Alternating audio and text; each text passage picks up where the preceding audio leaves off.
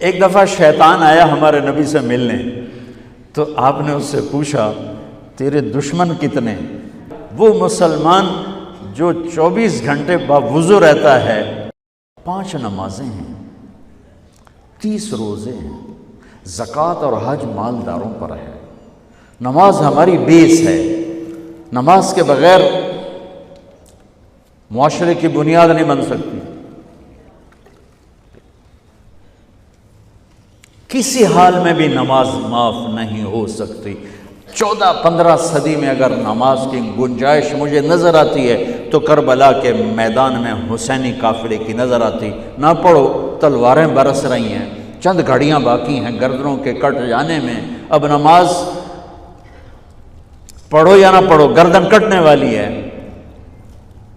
اس کے باوجود امام عالی مقام نے زہیر آپ کے رائٹ سائڈ پر جھنڈے بردار تھے، ان کو اشارہ کیا کہ یہ شمر سے کہو نماز پڑھنے۔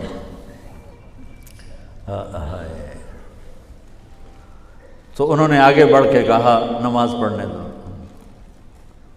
تھوڑی دیر کے لیے رک جاؤ۔ وہ کہنے لگا ہماری تلوار نہیں رکے گی۔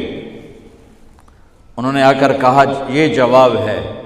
امام عالی مقام نے فرمایا پھر نماز بھی نہیں چھوٹے گی۔ جی میٹنگ تھی، نماز یاد نہیں رہی، میٹنگ بڑی لمبی ہو گئی، نماز چھوٹ گئی، سارے دروازے بند کر دیے۔ حالانکہ اللہ کی قسم اگر یہ قافلہ نماز نہ بھی پڑھتا تو ان کے لیے جنت کے دروازے کھل چکے تھے، چونکہ جنگ سے پہلے آنکھ لگی، آنکھ کھلی تو مسکرائے۔ تو بہن نے پوچھا یہ کوئی ہنسنے کا وقت ہے؟ موت سر پہ کھڑی، کہنے لگے یہی تو ہنسنے کا وقت ہے۔ خواب میں اللہ کے نبی آئے ہیں، کہہ رہے ہیں بیٹا میں لینے کے لیے آ چکا ہوں۔ پھر نماز نہیں چھوڑی تو پی آئی اے والا کہہ سکتا ہے کہ جو میں جہاز اڑا رہا تھا نماز چھوڑ گئی۔ ارے بھائی پوچھو علماء سے سفر میں کیسے پڑھنی ہے، آسانی کر دی، چھوٹی کر دی، معافی نہیں ہے۔ اگر معافی ہوتی تو اس حسینی قافلے کو ہوتی۔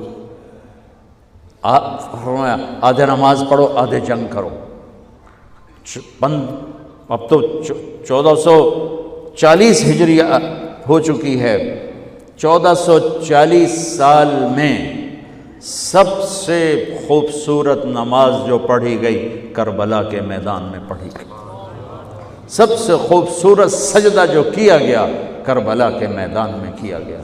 اور زمین نے بھی کیا فخر کیا ہوگا کربلا کی زمین نے کہ آج کون ہیں جن کے ماتھے میرے اوپر ٹک کر یوں لگ رہے ہیں جیسے ٹیکا میرے ماتھے پہ آ گیا۔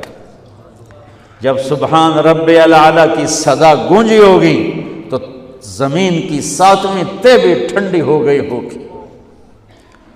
تو میرے نبی کا نواسا ہمارے لیے دروازے بند کر کے جا رہا ہے۔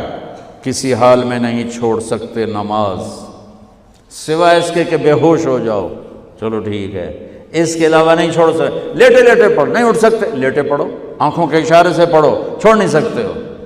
آدھوں نے نماز پڑھی، آدھوں نے جنگ کی، پھر آدھوں نے نماز پڑھی اور سب نے جنگ کی، اور عصر میں سب سر نیزے پہ چڑھ چکے تھے۔ عاشق کا جنازہ ہے، ذرا دھوم سے نکلے، محبوب کی گلیوں سے ذرا گھوم کے نکلے۔ ہمارے دفتروں میں، بازاروں میں، گھروں میں نماز زندہ ہو جائے۔ روزہ تو سال کے بعد آئے گا، بیمار ہے تو چھٹی، مسافر ہے تو چھٹی بعد میں رکھ لینا۔ زکوٰۃ پیسے والے پر ہے، حج پیسے والے پر ہے، ایک نماز ایسا فریضہ ہے جس کے لیے میرے رب نے 700 دفعہ قرآن کو ہلا دیا ہے۔ نماز نماز، کبھی لفظ صلاۃ کے ساتھ، کبھی اور الفاظ کے ساتھ، 700۔ ایک آرڈر آ جائے ملک صاحب کا تو آپ ہل جاؤ گے، آرڈر آ گیا، آرڈر آ گیا۔ میرا رب 700 دفعہ کہے اور تمہاری مسجد خالی ہو کہ ہمیں اپنے اللہ اور اس کے رسول کی عظمت اور ہیبت کا پتہ نہیں ہے۔ نماز کے بعد زندگی اگر ساری نماز بنانا چاہتے ہیں، نمازیں کتنی ہیں بھائی بولو؟ 6 ہو سکتی ہیں، 7 ہو سکتی ہیں، نہیں ہو سکتی۔ اگر ساری زندگی نماز بنانا چاہتے ہو کہ میری پوری زندگی نماز بن جائے، چاہے میں آفس میں ہوں، چاہے میں جوڑیا بازار میں ہوں، چاہے میں جہاز اڑا رہا ہوں، چاہے کھوتا ریڑی۔ ایک حدیث سناتا ہوں، صرف ایک حدیث، اس ایک حدیث پہ عمل ہو جائے تو ساری زندگی عبادت بن جائے گی، ساری زندگی بندگی بن جائے گی۔ میرے نبی نے فرمایا اربع اذا کانت فیک، کہ میری امت 4 باتیں لے لو۔ میں قربان جاؤں، میرے نبی بڑے بڑے وظیفے نہیں بتاتے تھے، اپنی امت کو مشقت میں ڈالنے سے بچتے تھے، چھوٹے چھوٹے وظیفے بتاتے۔ ایک صحابی ہے، یا رسول اللہ تنگی ہے رزق کی، کوئی وظیفہ بتائیں۔ کتنے لمبے لمبے وظیفے لوگ پڑھ رہے ہیں کہ کاروبار کھل جائے اور روزی بڑھ جائے، کتنے لمبے چوڑے، کتنے کتابوں میں ایڈے ایڈے بڑے وظیفے لکھے پہ، پڑھوں یہ بندہ بڈھا ہو جائے۔ میں قربان جاؤں یا رسول اللہ آپ کی شفقتوں پر، آپ کی رحمتوں پر، سنو یہ کرو، میری بات نہیں ہے، میرے نبی کی بات ہے۔ تجربے کی وجہ سے کرو گے تو کچھ نہیں ملے گا، یقین سے کرو گے تو دروازے کھلتے دیکھو۔ کہ یا رسول اللہ ارید ان یوسع علی رزقی، میں چاہتا ہوں میری روزی کھل جائے۔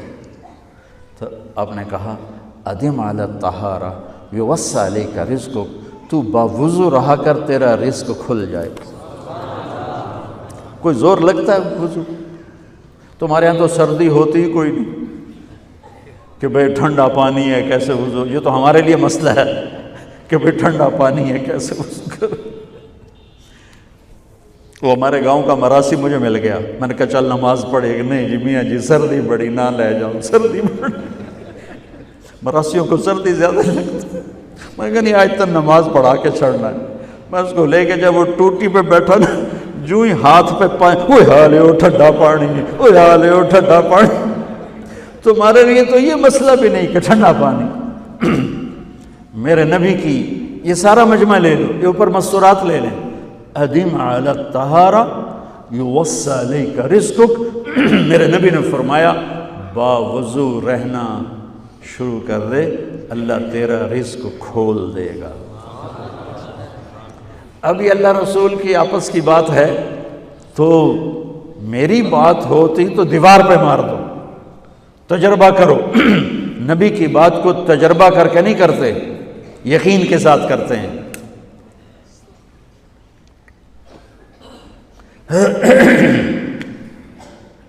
ادم علی الطہارہ یوسع علیک رزقک، باوضو رہا کر۔ اچھا باوضو رہنے کے اور فائدے،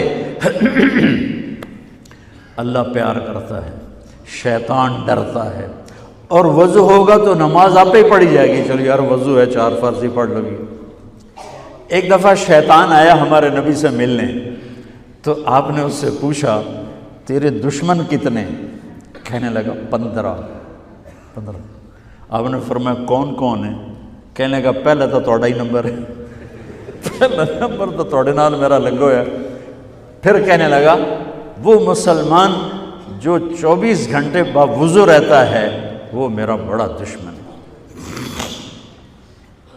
جو باوضو رہتا ہے اور باوضو سوتا ہے، ایک فرشتہ اس کے لیے بندگی کا ثواب لکھتا رہتا ہے۔